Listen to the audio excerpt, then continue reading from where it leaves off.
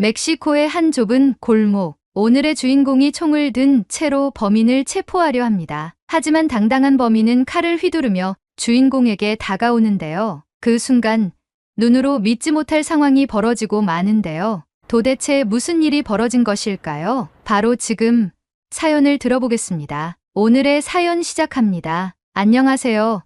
저는 마리아라고 해요. 현재 멕시코 정부의 당원 보좌관으로 활동하고 있습니다. 이 자리에 오기까지 제 인생에는 참 많은 이야기가 있었어요. 사실 보좌관직을 맡기 전에는 경찰로 일했거든요. 그동안 저를 여기까지 이끈 건 어린 시절부터 품어온 하나의 사명 덕분이에요. 그리고 그 사명을 더욱 분명하게 해준 곳은 한국이었죠. 참 많은 이야기들이 얽혀 있지만 오늘 그 이야기를 여러분과 나누고 싶어 이렇게 사연을 보내게 됐습니다. 제가 어렸을 때 제 아빠는 멕시코 북부 지역에서 마약 카르텔과 싸우시던 경찰이셨어요. 아빠는 매일매일 범죄자들을 쫓고 그들과 목숨을 걸고 싸우셨죠. 어린 나이에 그 모든 걸 다 이해할 수는 없었지만 아빠가 경찰 제복을 입고 집에 돌아오시는 모습은 언제나 너무 자랑스러웠어요. 아빠는 저에게 정말 영웅 같은 존재였거든요. 학교에서도 늘 친구들에게 자랑했어요.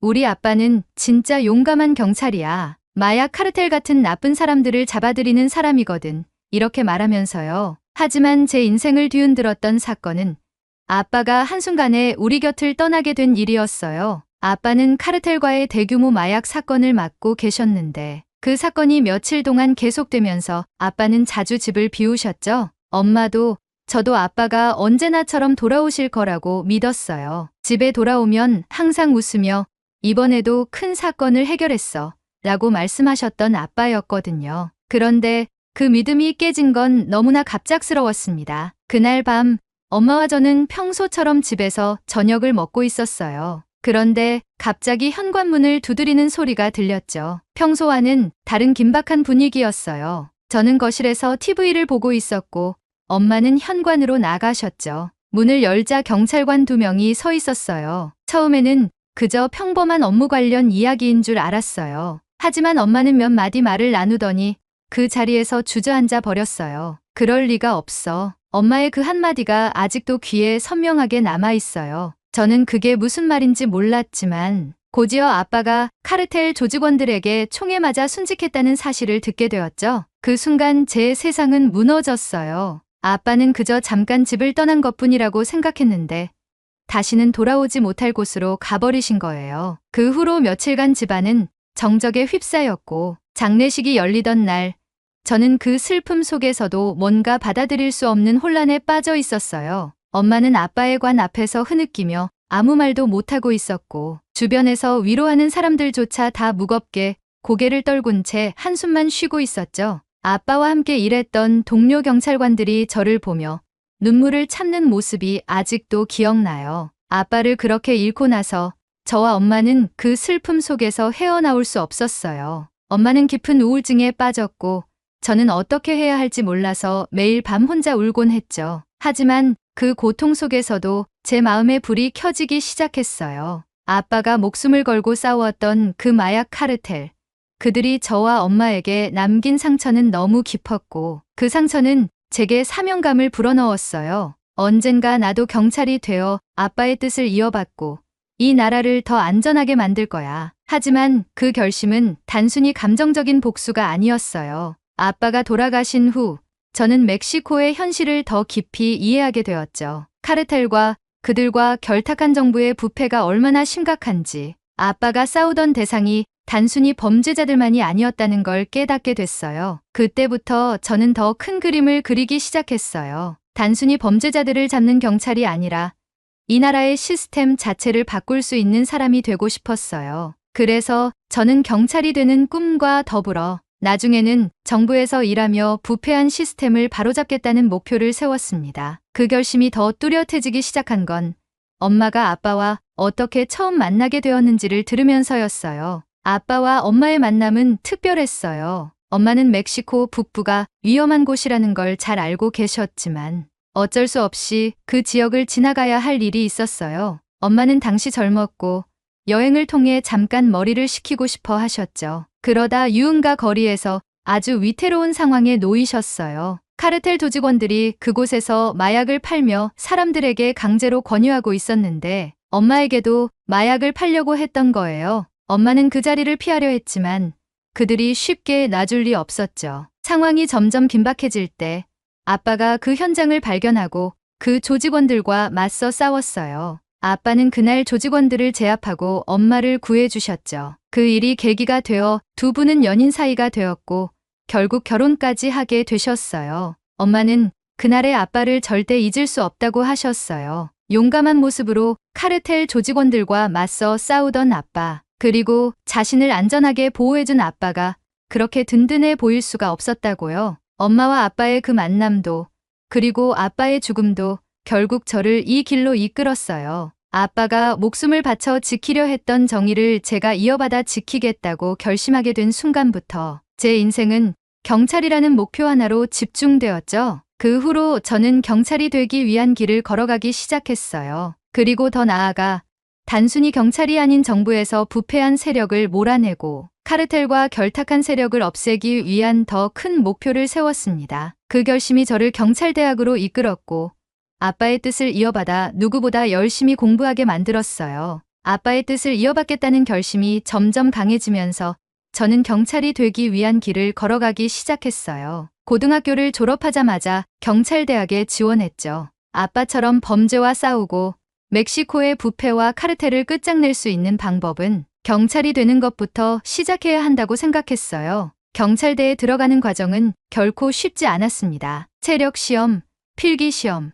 면접까지 모든 과정이 고비였죠. 특히 여성이라는 이유로 더 많은 편견과 선입견을 마주해야 했어요. 하지만 제겐 아빠가 남긴 사명을 이루기 위한 강한 의지가 있었기 때문에 그 어떤 어려움도 견딜 수 있었어요. 결국 저는 경찰대학에 입학하게 되었고 처음 경찰대에 들어갔을 때 느꼈던 그 벅찬 감정은 아직도 잊을 수 없어요. 드디어 아빠의 꿈을 이어갈 수 있는 첫 발을 내딛었구나 하는 생각에 가슴이 두근거렸죠. 학업은 물론 체력 훈련도 열심히 했어요. 마약 카르텔과 직접 싸우는 날을 떠올리며 매일 체력을 길렀습니다. 저에게는 그만큼 절실했거든요. 경찰대에서 배우면서 깨달은 건 단순히 범죄자를 잡는 것만으로는 해결되지 않는 게 많다는 사실이었어요. 범죄의 구조와 정부의 부패가 얼마나 얽히고 설켜 있는지, 그리고 그 문제들을 해결하려면 단순히 현장에서 범인을 잡는 것만으로는 부족하다는 걸 깨달았죠.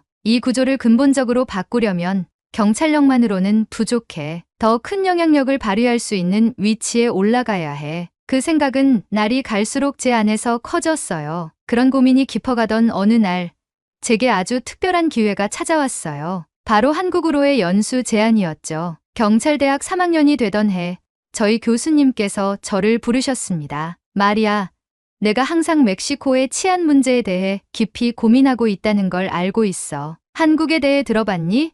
한국은 치안 시스템이 세계적으로 우수한 나라야. 너에게 딱 맞는 프로그램이 있어. 한국 경찰대에서 그들의 시스템을 직접 배울 기회가 있는데 내가 지원하면 좋겠다고 생각해. 처음 그 이야기를 들었을 때는 솔직히 놀랐어요. 한국이 치안이 좋은 나라라는 건 알고 있었지만 직접 가서 배우게 될 거라고는 상상도 못했거든요. 하지만 교수님의 제안은 저에게 너무나 매력적으로 다가왔습니다. 멕시코의 카르텔 문제와 부패한 정부 시스템을 해결하는 데 있어 한국의 선진 치안 시스템은 분명 도움이 될 거라고 생각했어요. 그래서 저는 주저하지 않고 그 프로그램에 지원했습니다. 그렇게 한국행 비행기에 오르게 되었어요. 긴장도 됐지만 한편으로는 기대감이 더 컸습니다. 한국에서 어떤 경험을 하게 될지, 그리고 그 경험들이 멕시코에서 어떤 변화를 일으킬 수 있을지 궁금했거든요. 한국에 도착했을 때 그곳은 정말 상상 이상이었어요. 공항부터 시작해서 서울의 풍경은 너무나도 깨끗하고 질서정연했어요. 멕시코와는 정말 다른 세상이었죠. 한국 경찰대에서의 연수는 매우 체계적이었어요. CCTV 시스템, 차량 번호 인식 장치, 디지털 증거 분석까지 한국 경찰의 모든 것이 저에게는 놀라움의 연속이었죠. 그들은 최첨단 기술을 활용해 치안을 유지하고 있었고 그런 시스템이 어떻게 범죄 예방에 효과적인지 배울 수 있었어요. 하지만 그 과정에서 저를 가장 많이 도와준 사람은 바로 경훈이었어요. 경훈은 연수 기간 동안 저에게 많은 도움을 주었던 친구였어요. 처음에는 그냥 친절한 동료라고 생각했어요. 한국어가 익숙하지 않아 어려움을 겪는 저에게 먼저 다가와 말을 걸어주고 학교나 경찰 시스템에 대해 하나하나 설명해 주었거든요. 덕분에 적응하는데 큰 어려움이 없었어요. 그런데 시간이 지날수록 경훈과의 대화는 단순한 정보 교류를 넘어섰어요. 경훈과 저는 자주 멕시코의 치안 문제에 대해 이야기 나누곤 했어요. 그는 한국의 선진 시스템을 설명해주며 멕시코도 이런 시스템을 도입한다면 범죄율을 크게 낮출 수 있지 않을까라는 생각을 함께 나누곤 했죠. 저도 그런 생각을 하며 멕시코의 현실을 이야기했어요. 하지만 멕시코는 카르텔이 너무 깊숙이 뿌리 박혀 있어서 단순한 시스템 변화만으로는 부족할 거야. 카르텔과 결탁한 정부의 부패도 큰 문제거든. 그런 부패를 근본적으로 바꾸지 않으면 시스템만 도입한다고 해결되진 않을 거야. 라고 제 생각을 전했죠. 경훈도 제 말을 이해했어요. 그는 한국의 치안 시스템이 강력한 이유는 단순히 경찰력이나 기술의 발전 때문만은 아니라 정부와 시민들의 협력, 그리고 법과 질서에 대한 전반적인 사회적 의식이 뒷받침되기 때문이라는 걸 알려줬어요. 우리는 한국과 멕시코의 상황을 비교하면서 서로의 미래 방향에 대해 자주 이야기를 나눴어요. 우리는 각자의 나라에서 치안 문제를 어떻게 해결할지에 대해 진지하게 고민했고, 그것이 우리의 대화의 주된 주제가 되었죠. 경우는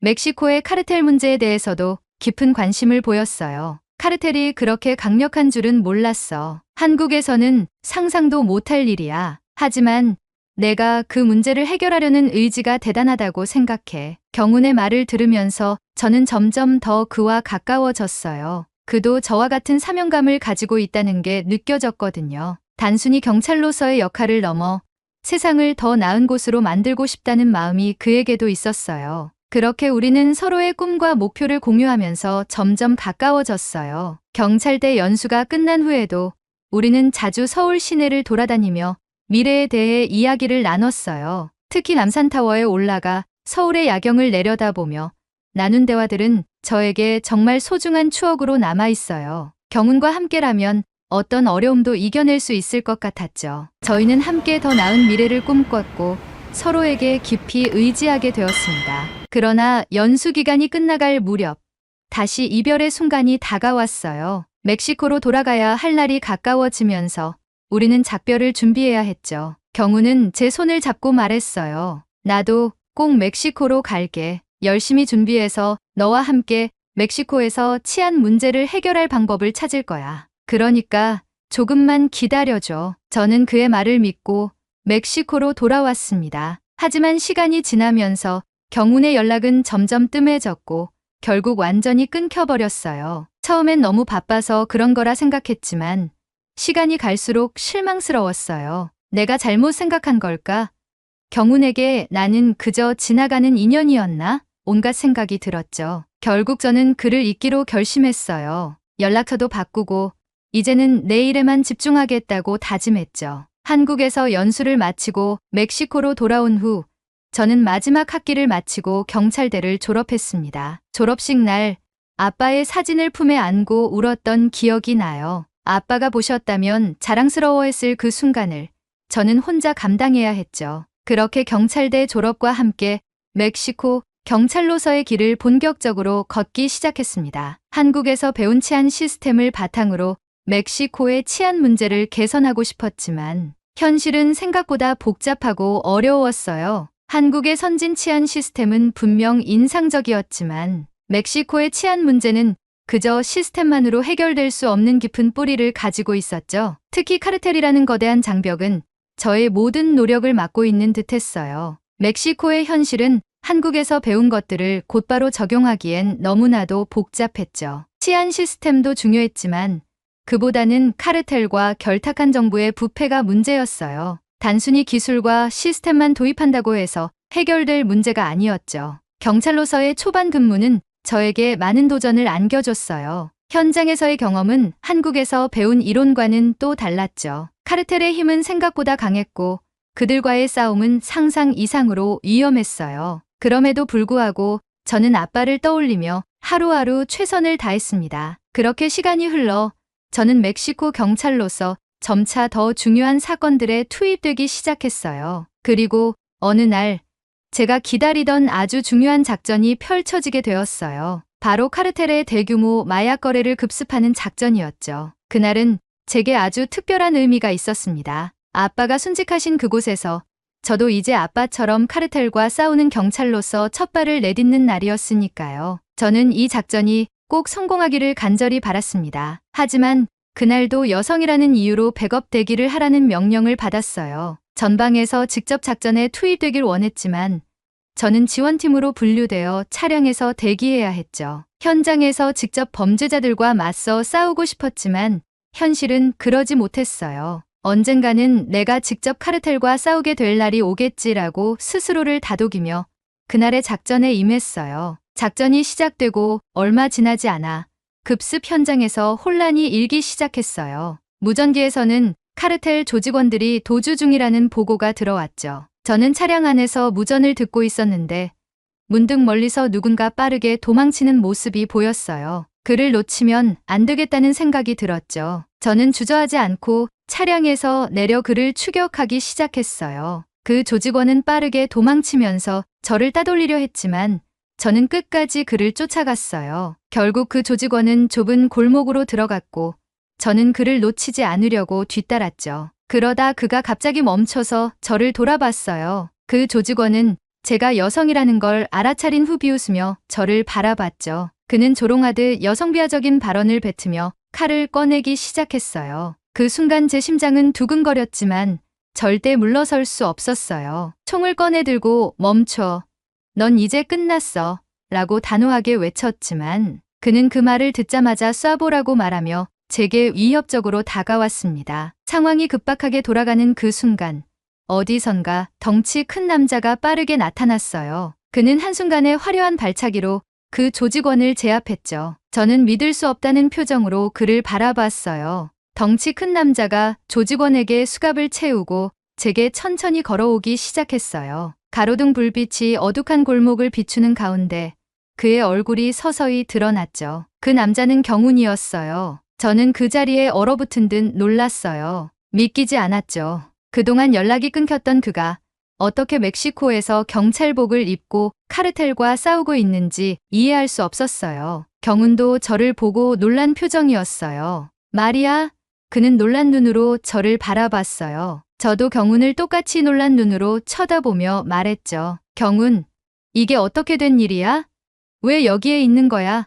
그 순간 모든 것이 혼란스럽게 느껴졌어요. 그 후 우리는 급히 그 조직원을 제압한 뒤 안전한 곳으로 이동해 이야기를 나누기 시작했어요. 경훈은 그동안의 이야기를 차근차근 설명해 주었죠. 그는 제가 멕시코로 돌아간 후 멕시코에 오겠다는 약속을 지키기 위해 정말 많은 노력을 해왔다고 했어요. 부모님은 멕시코가 위험하다며 강하게 반대했지만 경훈은 결심을 굳히고 스페인어를 배우며 멕시코로 오기 위한 준비를 해왔다고 해요. 그리고 마침내 멕시코 경찰 파견 근무 기회를 발견하고 그 자리에 지원해 멕시코로 오게 된 것이었죠. 현장에서 만났을 때도 우리 팀과 다른 경찰서에서 온 백업팀 중에 경훈이 포함되어 있었던 거예요. 하지만 경훈도 저에게 연락이 끊긴 이유에 대해 답답해했어요. 제가 번호를 바꿨다는 사실을 몰랐던 경훈은 연락할 방법이 없었고 결국 직접 멕시코로 와서 저를 찾을 기회를 기다리고 있었다고 해요.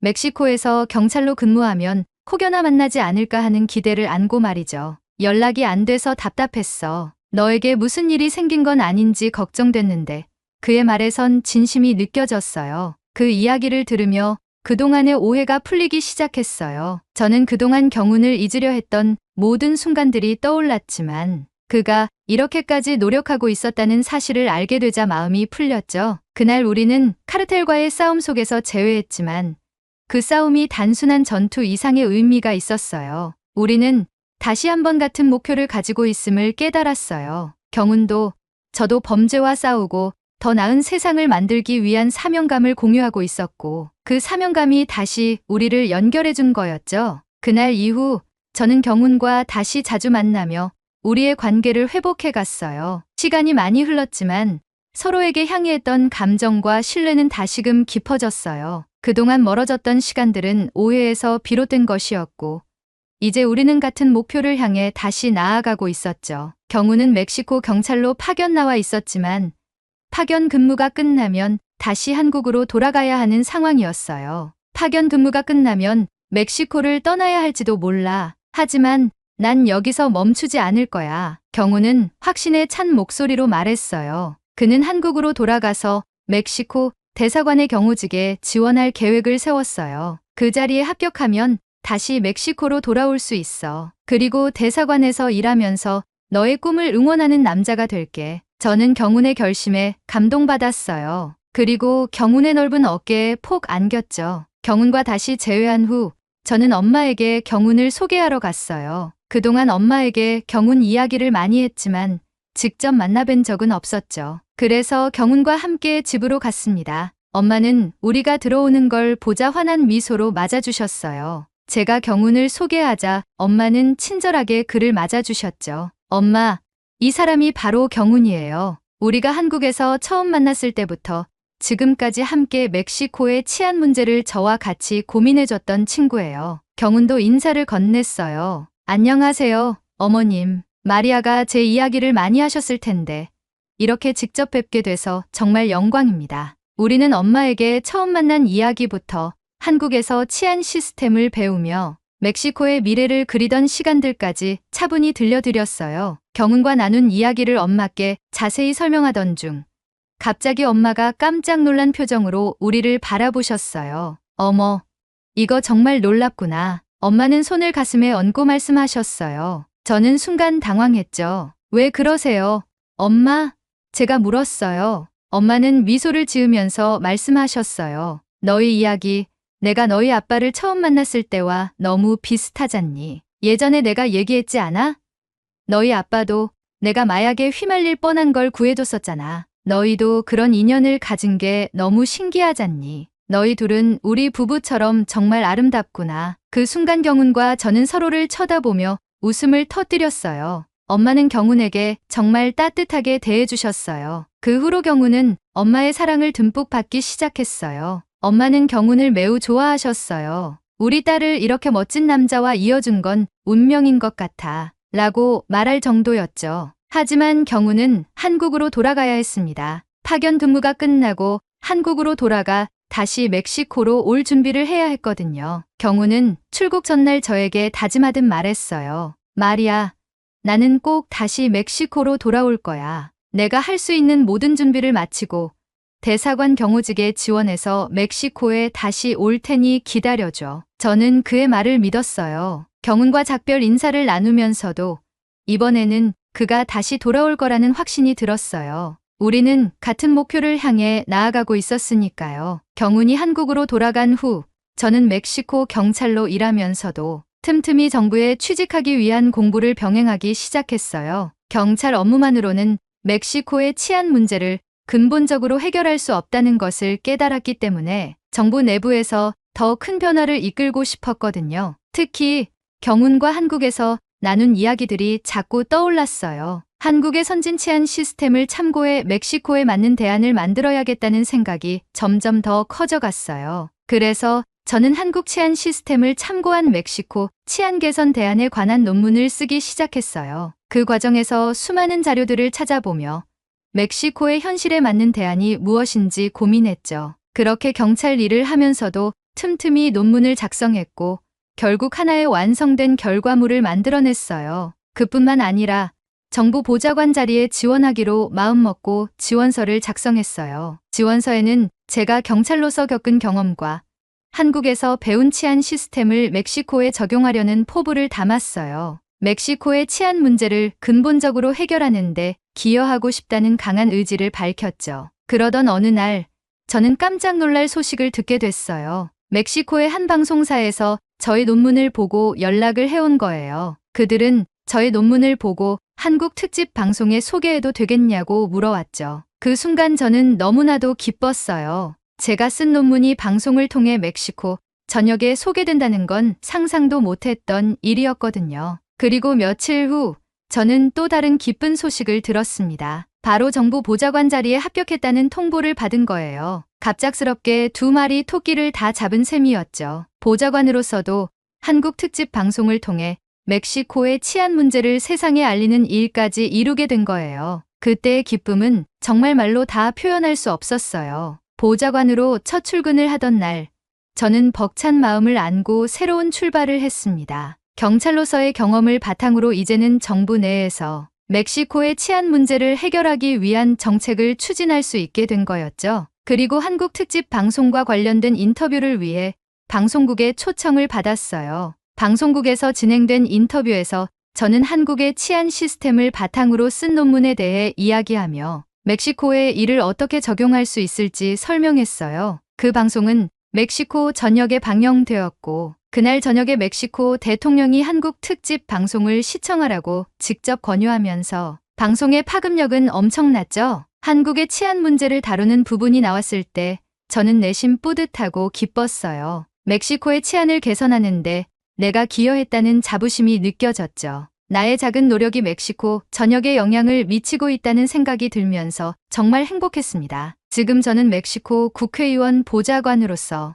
멕시코의 치안 문제를 해결하기 위한 정책을 구상하며 매일 열심히 일하고 있어요. 카르텔과 마약 조직을 검거하고 멕시코가 더 안전한 나라로 거듭나기 위해서 경운과 함께 했던 고민들을 계속 이어가고 있죠. 그리고 경운이 한국에서 모든 준비를 마치고 다시 멕시코로 돌아올 날을 기다리고 있습니다. 우리는 멕시코와 한국을 잇는 다리가 되어 더 나은 미래를 함께 만들어갈 것을 꿈꾸고 있어요. 이제는 행복한 삶이 우리 앞에 펼쳐질 것만 같아요. 한국에서 시작된 우리의 인연이 이렇게까지 이어져 온 것도 정말 감사한 일이고 앞으로도 한국과 멕시코를 연결하는데 최선을 다하려고 합니다. 한국에게도 정말 감사합니다. 오늘의 이야기 어떠셨나요? 오늘의 사연이 마음에 드셨다면 구독, 좋아요 부탁드리겠습니다. 긴 이야기 끝까지 들어주셔서 진심으로 감사합니다. 앞으로도 좋은 사연으로 여러분을 찾아오겠습니다. 시청해주셔서 감사합니다.